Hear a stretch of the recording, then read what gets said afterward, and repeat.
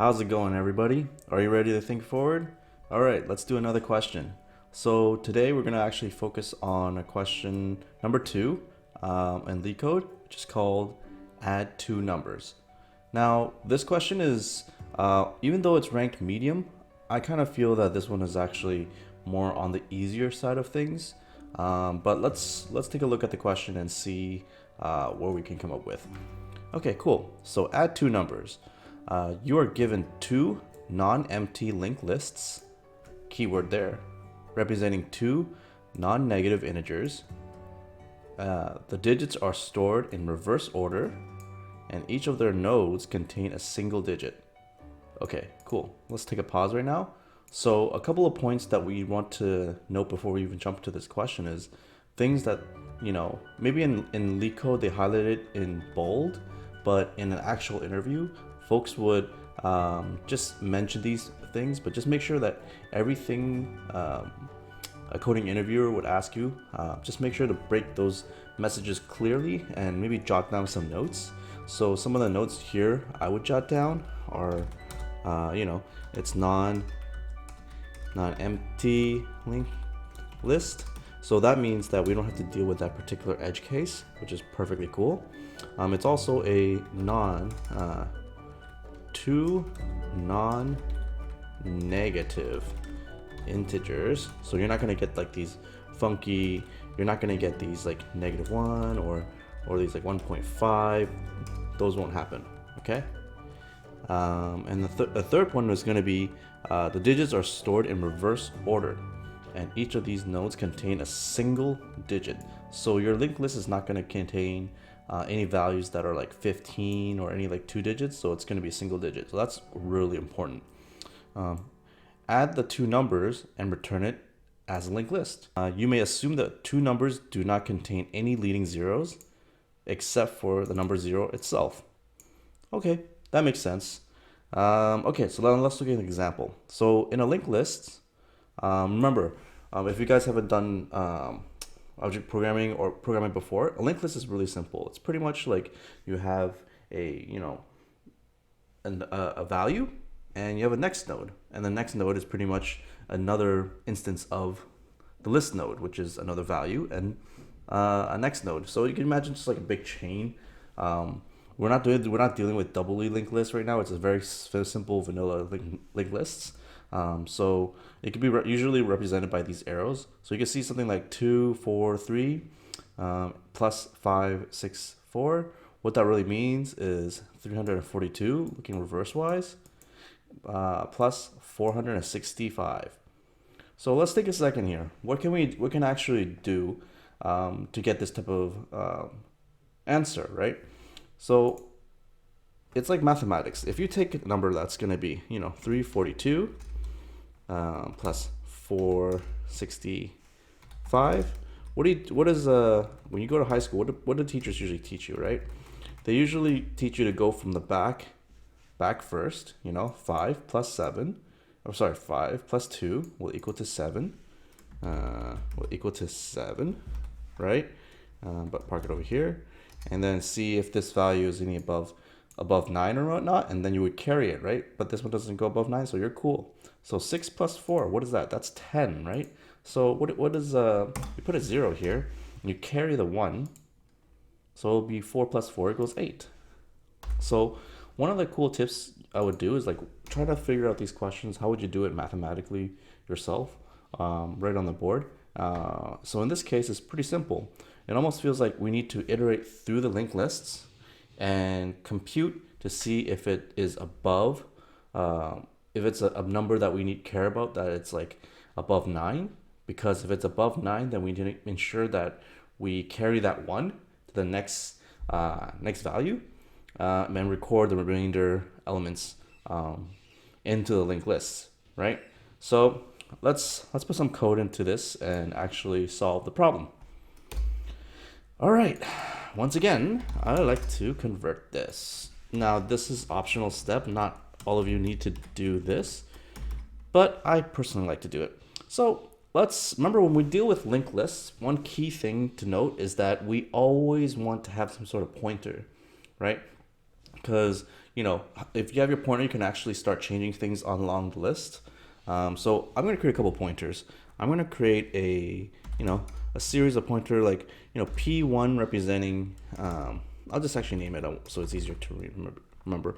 So point 1 will point to the first linked list. Simple enough.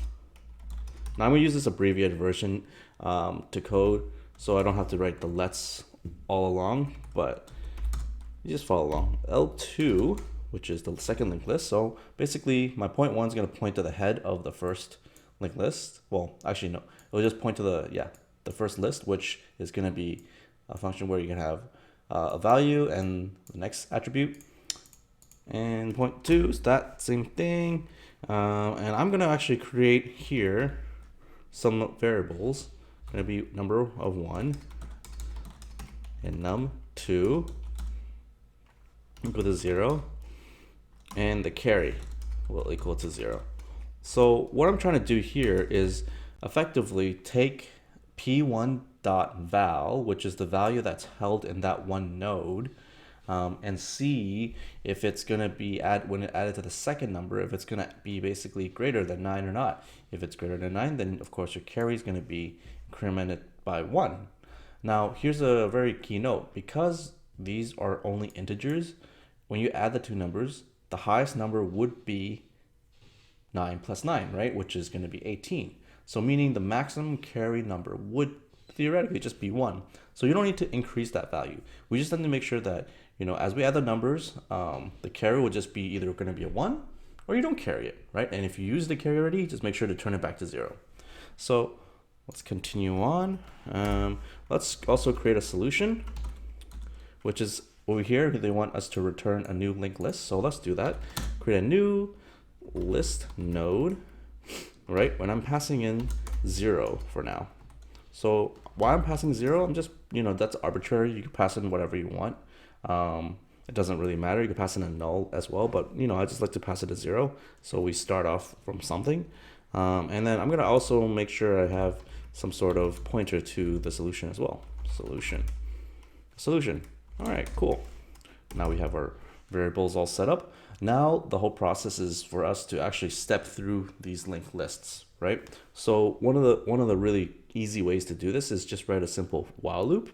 So while I look at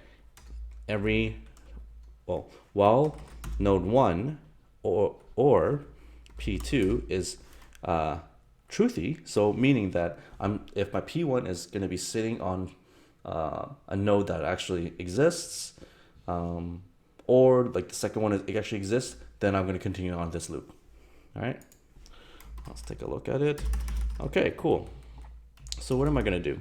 The first step I'm going to try to do is make sure that the numbers actually make sense, meaning that my num1, I'm going to set it that if my P1 is truthy, meaning that it's not like a empty or null list node, I'm going to go and make sure that my p1.val will be returned. Otherwise, I'm just going to return a 0 as an arbitrary thing. Number 2 is the same thing, which is going to be checking if p2 is truthy. So p2 is going to be p2.val. Same thing, I'm using ternary statements. Cool. So now is the fun part. Now it's basically saying, okay, let's check the conditions.